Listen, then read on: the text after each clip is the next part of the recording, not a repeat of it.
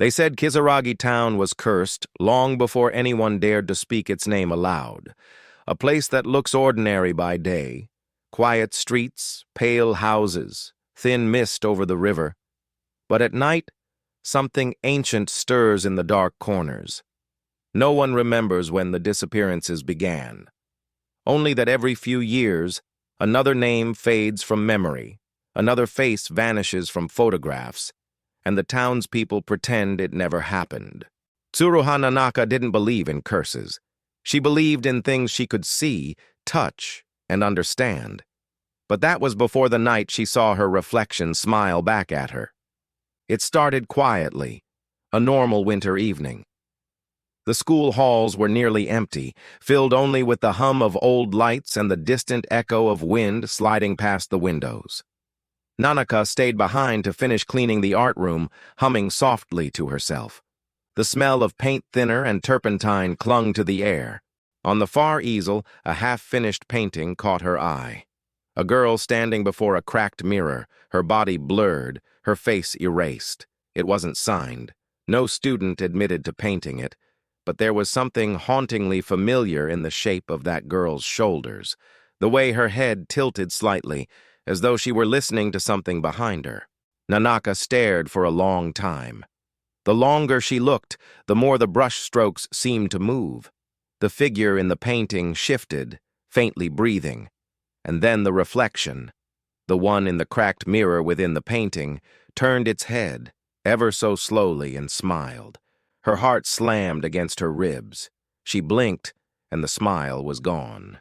The painting was still, but something deep in her chest whispered, "It saw you." Nanaka left the art room in silence. Her shoes clicked against the cold floor as she hurried down the hallway, clutching her bag like a lifeline. Behind her, the classroom door creaked shut, by itself. That night, her dreams were sharp and colorless. She was standing in front of a mirror, fog swirling around her ankles, her own face pale and distant. A voice whispered from behind the glass, "Let me in." When she woke, her window was open, and the air smelled of rain, though the sky was clear. On her floor, faint, muddy footprints led from the window to the mirror by her desk. Nanaka didn't scream. She couldn't. She just stared at her reflection, and saw that her reflection wasn't moving in sync with her.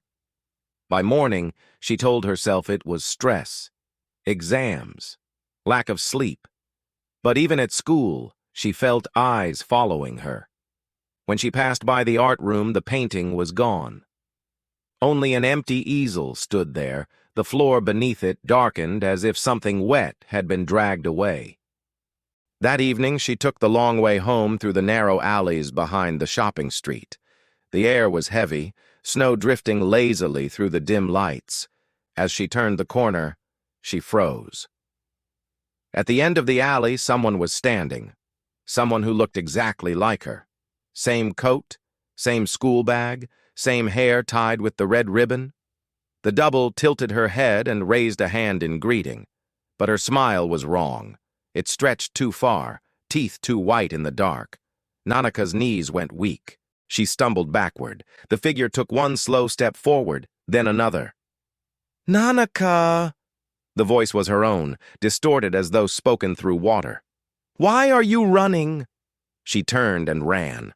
Her breath came in clouds, her heartbeat pounding in her ears. She didn't stop until she reached the old bridge near the shrine. Beneath her, the river moved sluggishly, black as ink. She leaned on the railing, gasping. When she dared to look back, no one was there. Only snow falling softly, covering the footprints behind her.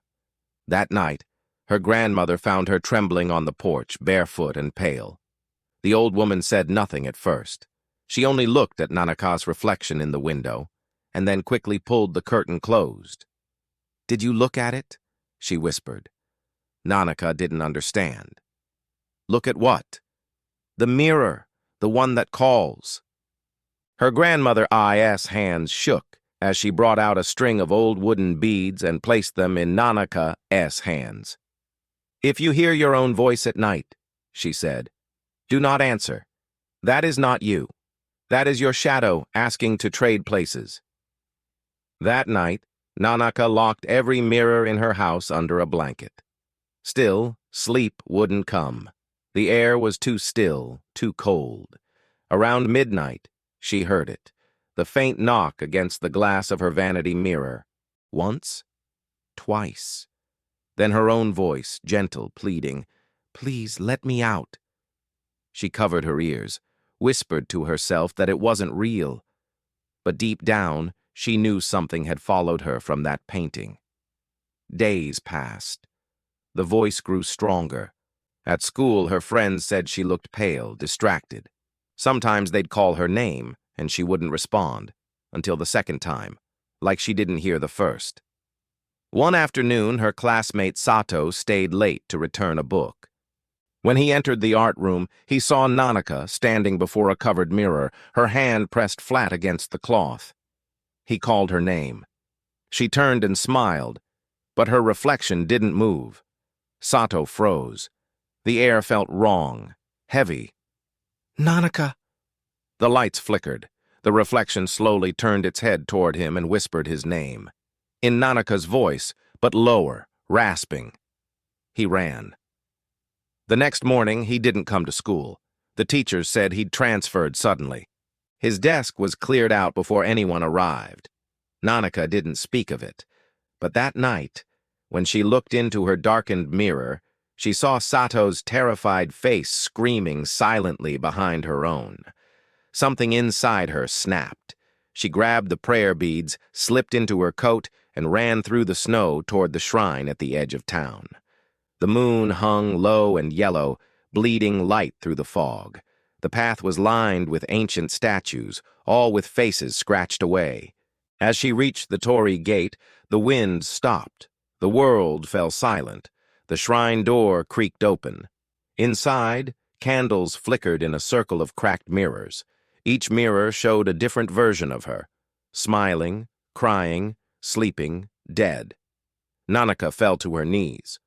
"What do you want from me?" she shouted into the still air.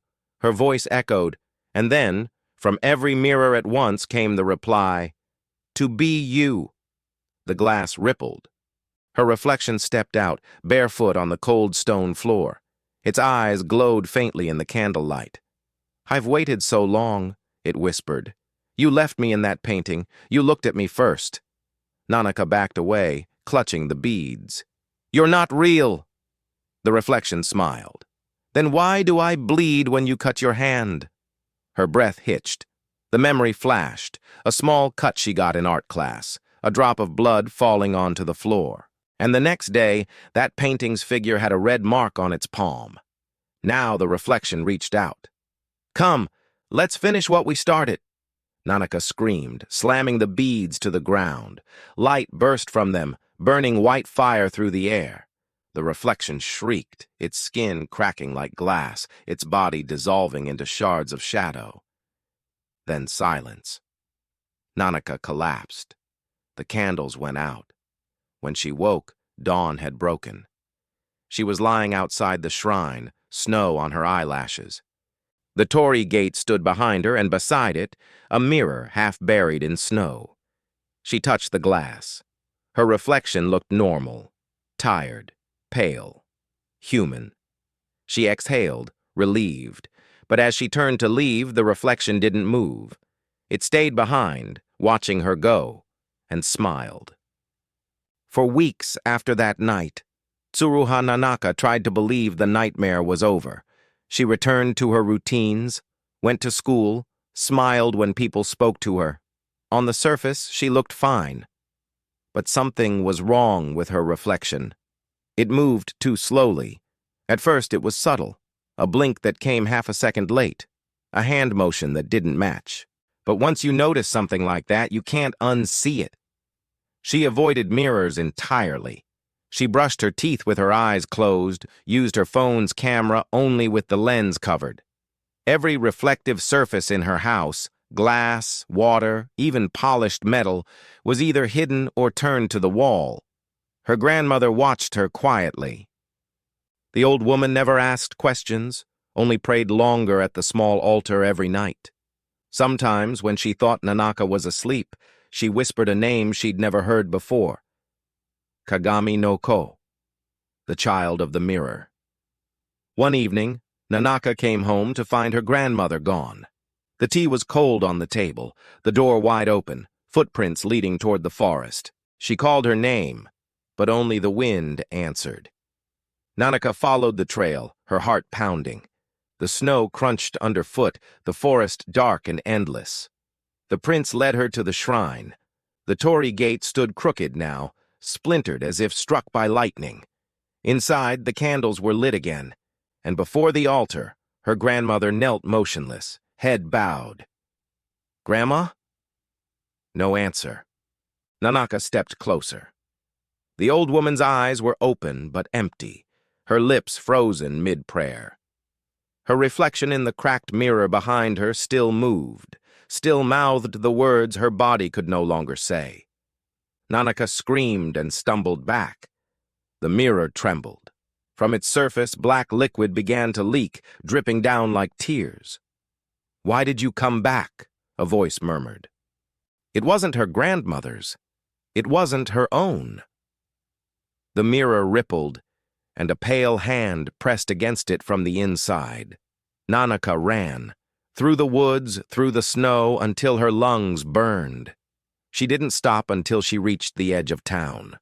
By morning, her grandmother's house was empty. No body, no footprints, nothing. The police searched but found no sign of her.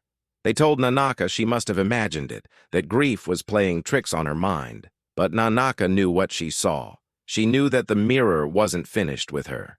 Days bled into nights. At school, she began seeing reflections where there shouldn't be any. In window glass, in puddles, even in her classmates' eyes. Each time, the same face stared back. Her face, but wrong. It smiled when she didn't. It blinked when she didn't. And sometimes, it whispered. Soon, her friends started to avoid her. Teachers whispered that she'd become unstable. One by one, people around her began to vanish. First, a girl who sat beside her in class, then the janitor. Then, a delivery driver whose truck was found abandoned by the shrine road, windshield shattered, mirrors broken. Nanaka stopped leaving her room. She taped over every surface that could show her reflection. The only light she allowed came from a single lamp by her bed. But even in the dark, she felt eyes on her. One night, she heard faint scratching from inside her closet. At first, she thought it was a mouse. Then came the whisper. "Nanaka, are you still pretending you're real?" The air froze. She couldn't move. The closet door creaked open, slowly, painfully. Inside there was nothing, just her old-school mirror wrapped in a blanket. The blanket began to shift. Something inside it was moving. Nanaka stepped back, trembling. The blanket slipped off and the mirror rolled onto the floor. Its surface pulsed like a heartbeat. Then it cracked. A black hand shot out, followed by another. The figure crawled through, dripping ink, its face featureless until it began to shape itself into hers. Nanaka backed into the wall. "No! No!" The reflection smiled, tilting its head. "You kept me waiting." Nanaka grabbed the lamp and smashed it against the wall. Sparks flew. Darkness swallowed the room. When the neighbors heard the scream, it was already too late. The next morning, the police found her house empty. No blood, no struggle. Only one thing left behind. A mirror lying face down in the middle of her room, its surface cracked in the shape of an eye. The townspeople whispered that Nanaka had run away. Others said the curse had taken her, just like the others. But a week later, her best friend Yui received a message. It was from Nanaka's number. It said, "Don't look in the mirror tonight." Yui stared at the text for a long time.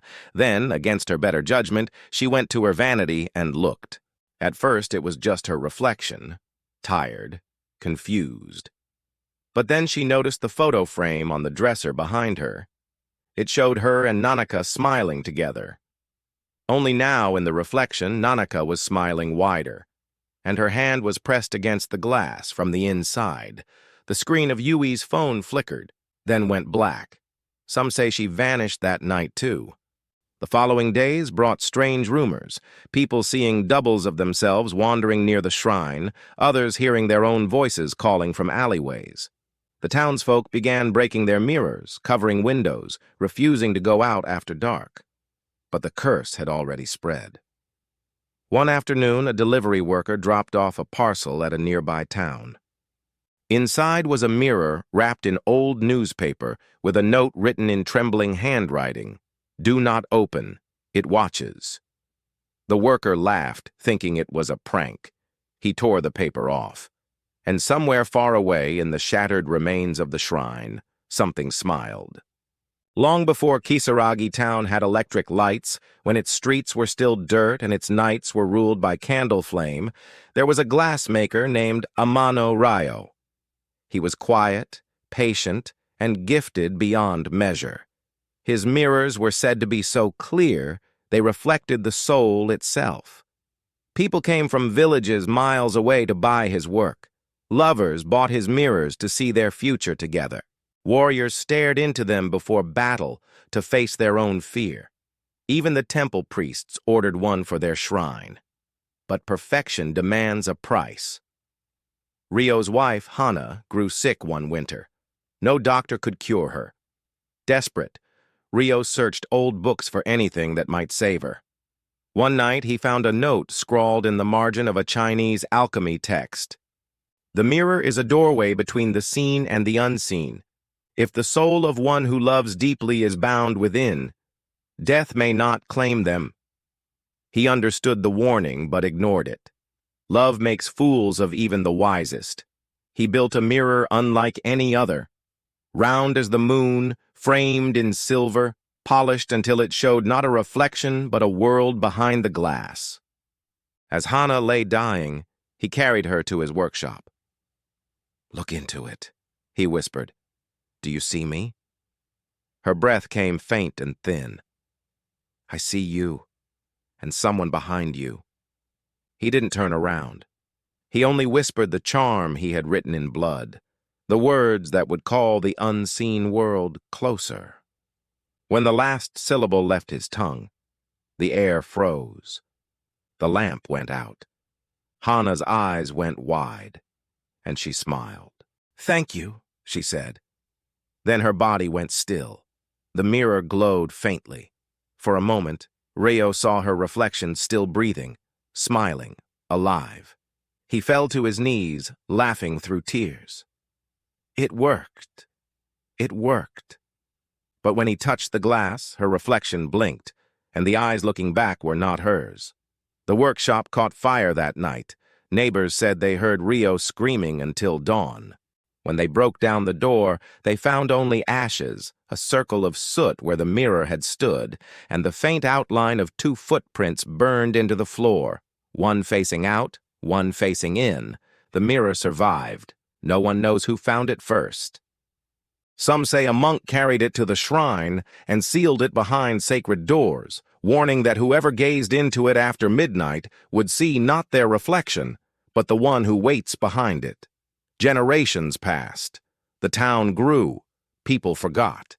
Until years later, a school was built near the forest, the same hill where Amano's house once stood. When workers dug the foundation, they uncovered shards of silvered glass buried beneath the soil. The shards were melted down to make new classroom mirrors. And that's where it began again. The first disappearance was small. A janitor found dead in the art room, eyes open, expression twisted as if seeing himself from the inside. Then came the students who swore the mirrors whispered their names. Teachers said it was superstition. They were wrong.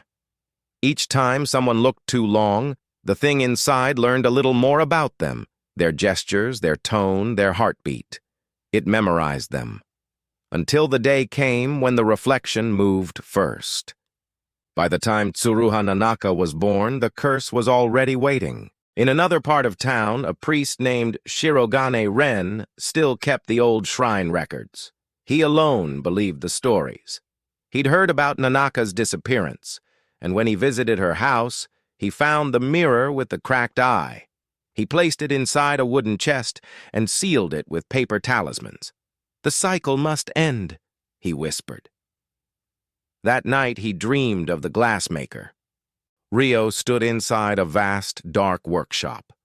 Mirrors hung from the rafters like moons. His eyes were hollow. "You cannot end what was born from love," he said. "The mirror only wants to remember." Ren awoke with blood on his hands, and the talismans burned to ash.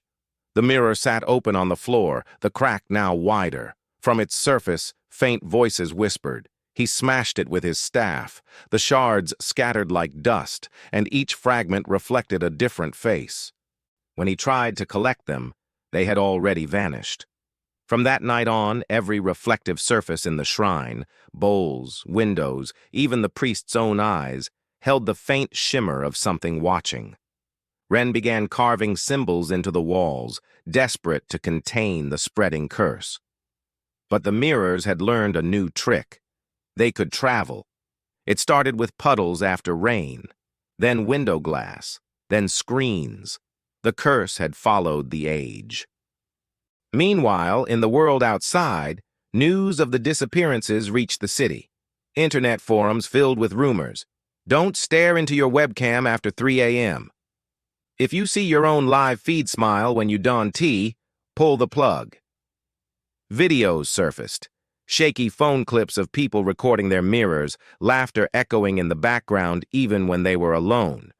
Most were dismissed as hoaxes. A few were taken down before anyone could share them. One clip survived. It showed a girl in a school uniform standing before her vanity. The caption read, "Last video of Tsuruha Nanaka."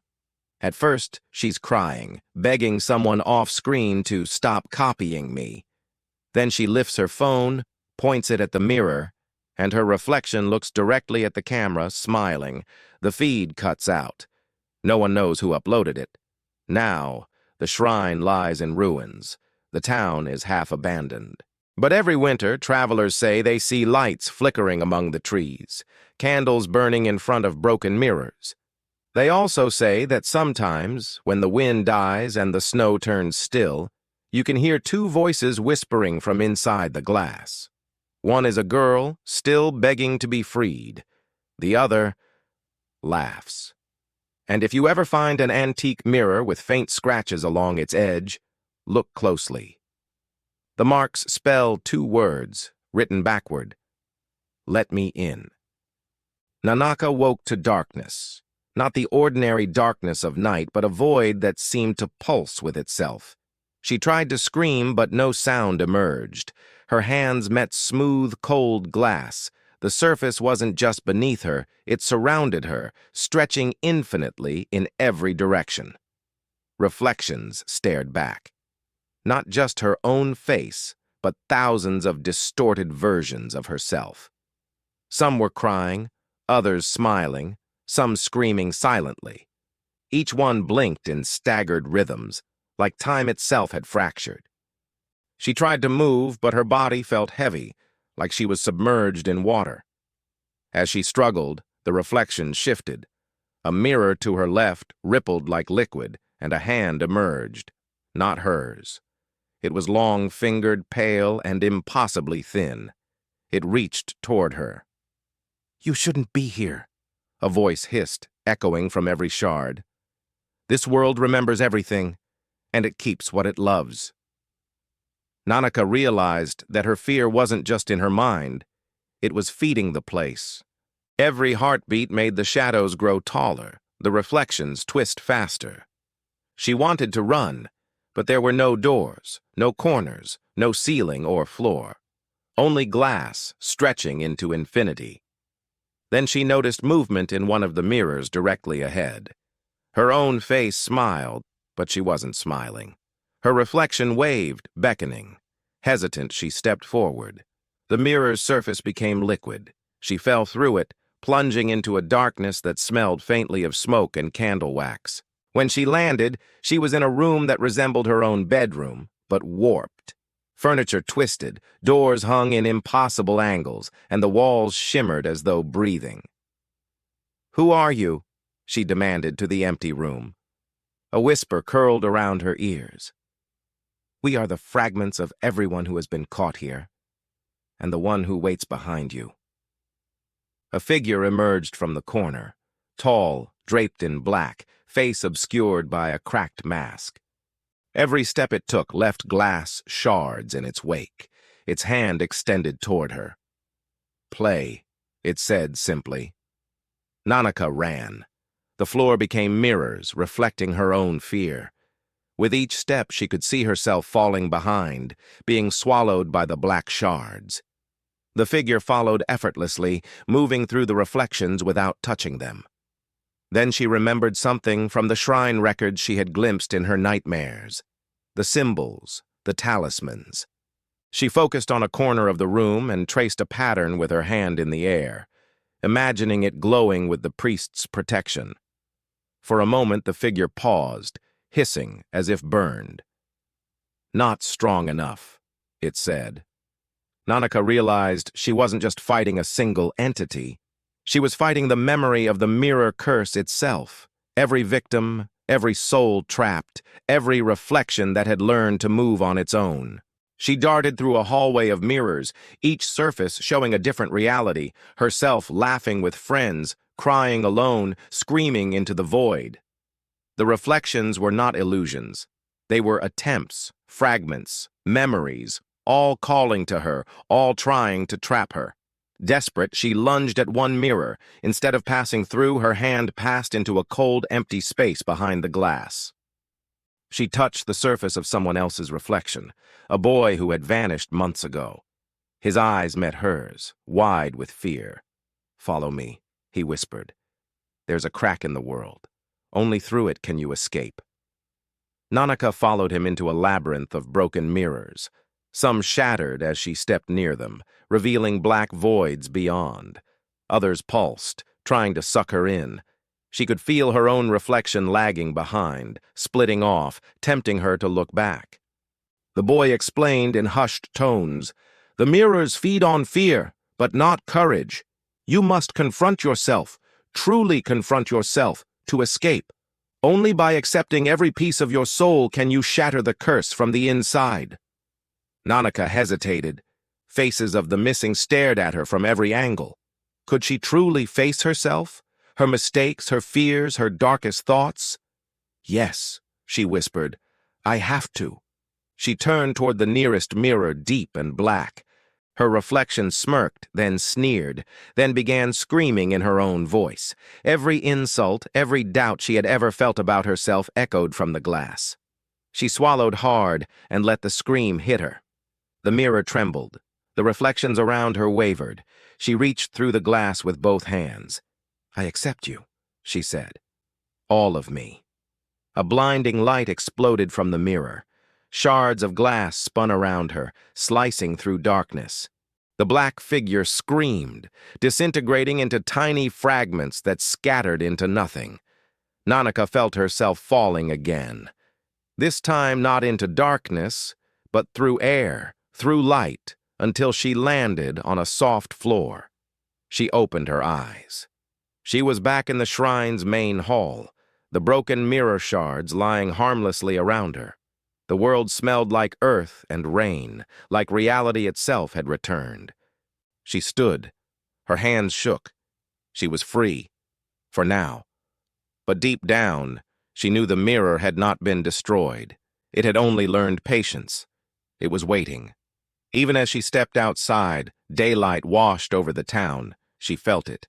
A soft shimmer in every reflective surface, watching, remembering, and waiting. And somewhere, in the corner of her mind, the faint whisper returned. "Let me in." Nanaka thought she had escaped. The daylight outside the shrine felt warm, familiar, safe. Birds chirped, a light breeze brushed her face. For a moment, she dared to believe the nightmare had ended. But the shadows in the mirrors had learned patience. In the reflections of shop windows, in puddles along the street, even in the chrome of passing cars, she felt the same cold gaze, the whisper. "Let me in." The town itself seemed different. Houses seemed stretched, elongated in subtle, impossible ways. People passed by without noticing her, their faces blurred in her perception. Each glance at a reflective surface made her heart pound. The curse hadn't just survived. It had spread. That night she returned home, locking every mirror in the apartment, covering windows. She tried to sleep, but the reflections in the covered glass surfaces moved beneath their cloths. Shapes shifted, shadows lunged, whispers filled the room. A mirror fragment, tiny and jagged, slid across the floor toward her. She recoiled. From it, the boy she had followed through the mirror labyrinth appeared. His eyes were hollow. "It's not over," he warned. "The curse can't exist without fear, and it's learning, growing stronger." Nanaka's chest tightened. She remembered the talismans from the shrine, the ones that hadn't fully protected her in the labyrinth. She needed something stronger, something permanent. She recalled the priest's notes. The mirror curse could only be sealed with a reflection of truth. A mirror that holds the self entirely, without lies, without fear. The next morning she visited the shrine again. The priest had vanished, leaving only a journal. The pages were brittle, filled with diagrams of mirrors and human souls. It described a ritual that could bind the curse, the mirror of concordance. It had to be created using a fragment of the original mirror, blood of the living who dared to face themselves, and a chant of absolute acceptance. Nanaka prepared carefully.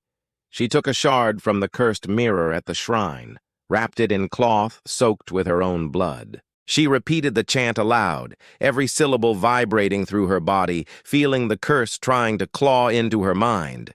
Shadows rose from the shard, forming the shape of the black-masked figure. It screeched, its voice breaking glass around the shrine. Nanaka didn't flinch. She stared into her own reflection in the shard, confronting every fear, every regret, every suppressed memory. The figure screamed and twisted, its form flickering like a broken hologram. Nanaka repeated the chant, louder, with more certainty.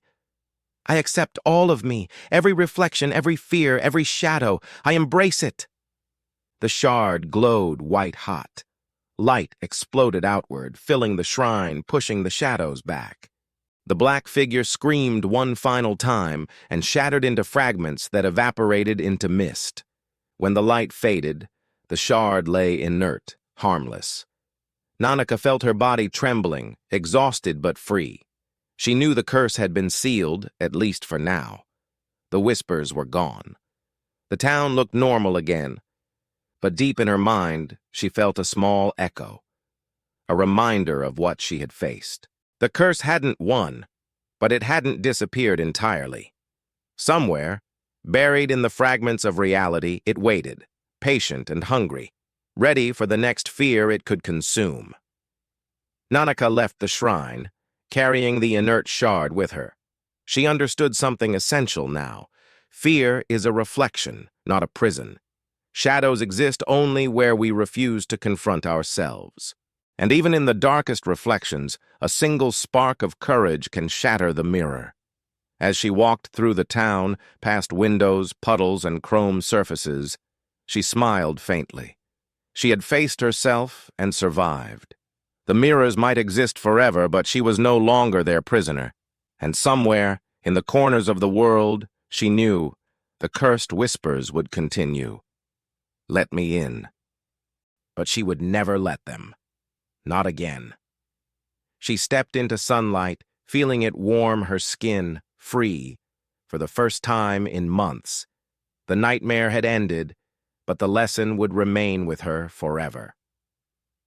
Nanaka whispered to herself, almost as if speaking to the shadows themselves. "Fear is only as strong as the mind that feeds it, and I will never feed it again." The wind picked up, carrying with it a faint reflection of the past, but Nanaka walked forward, unbroken, unafraid, and ready to live.